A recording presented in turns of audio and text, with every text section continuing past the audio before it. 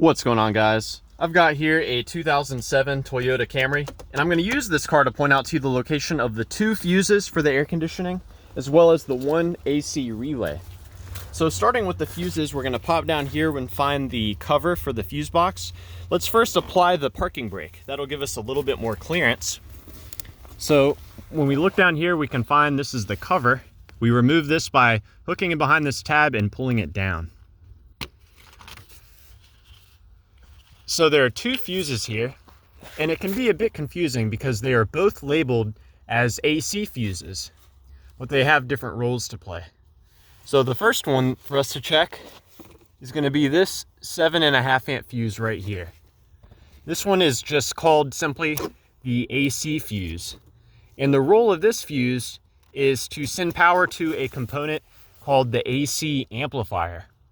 The AC amplifier is what is used. It's basically inside the car. It's the computer that is the brains behind the operation of the AC.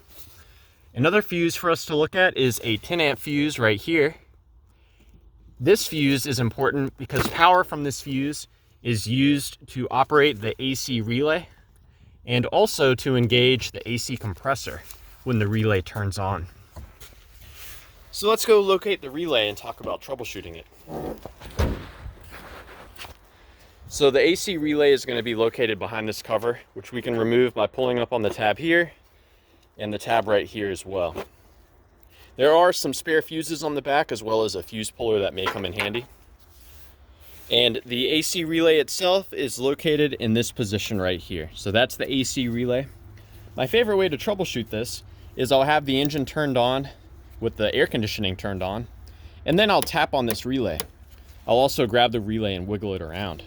Sometimes relays can get stuck, and by tapping or wiggling the relay, you can free it up. Further troubleshooting beyond that, we can pull the relay out, set it aside.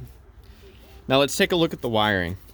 The AC2 fuse, which is the 10 amp fuse I showed you earlier, that sends power to both these pins here.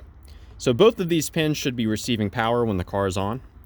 When the computer decides to engage the AC, it will turn on this relay by providing a ground signal to this pin right here. So if you never see a ground signal coming in through here when the car is running and the air conditioning is on, you may have an issue with the AC system that is not electrical, such as low freon, or maybe you have a check engine light on. On this car, it will disable the air conditioning if you have a misfire or some other engine issue. Now, one other troubleshooting step you can do is you can connect these 2 pins together. Connecting these 2 will send power directly to the AC compressor, causing it to turn on. That is an advanced troubleshooting step, definitely not a permanent fix, as if you engage the AC compressor manually, you can cause damage to the system. If you have undercharged or overcharged freon, or if it's too cold, or if the engine is overheating. So there are a couple things to be careful about.